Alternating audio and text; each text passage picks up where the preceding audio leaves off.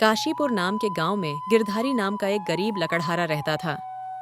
सुबह सुबह अपनी कुल्हाड़ी लेकर वह जंगल चला जाता और शाम तक लकड़ियां काटकर वापस आता। गिरधारी ईमानदार था, पर उसकी किस्मत उसका साथ नहीं देती थी। बीमार पत्नी, जर्जर घर और भूखे बच्चे, फिर भी उसके चेहरे पर सच्चाई की चमक थी। गिरधारी, अब घर में अनाज भी नहीं बचा।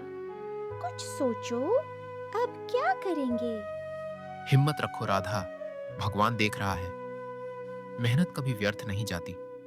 उस दिन भी वह जंगल गया, पर जितनी लकड़ी काटी सब गीली थी। बाजार में कोई खरीदार नहीं मिला। वह खाली हाथ लौट आया।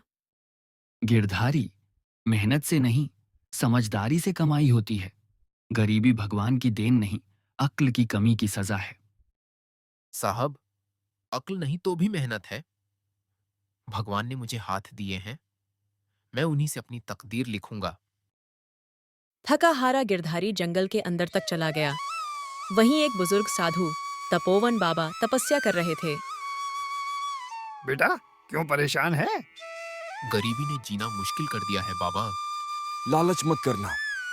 कल सुबह सूरज उगने से पहले नदी किनारे जाना। जो वहां मिलेगा वही तेरी तकदीर बदलेगा। सुबह जैसे ही गिरधारी नदी पहुंचा, उसने देखा एक सुनहरी लकड़ी का गट्ठर चमक रहा था। यह तो चंदन है। अगर इसे बेच दूं तो मेरा जीवन बदल जाएगा। उसने चंदन का व्यापार शुरू किया। धीरे धीरे उसकी किस्मत चमक उठी। घर नया, कपड़े नए, सब खुशहाल।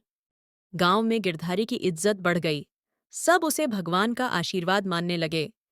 देखो गिरधारी, बाबा की सीख मत भूलना।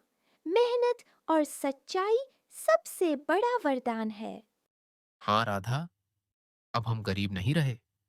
लेकिन वक्त बीतने के साथ गिरधारी के मन में लालच बढ़ने लगा।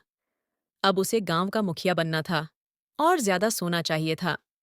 अगर एक गट्ठर से इतना मिला तो और क्यों नहीं। मैं दोबारा जंगल जाकर और चंदन लाऊंगा।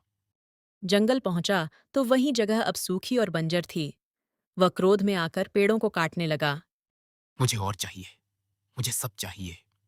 बाबा फिर प्रकट होते हैं। गिरधारी, तूने उस वरदान को शाप बना लिया।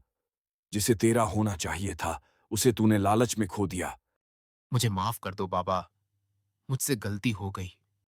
गिरधारी ने अपने सारे गहने, धन और मकान बेचकर गांव के गरीबों में बांट दिया। फिर उसी जंगल में पेड़ लगाने लगा।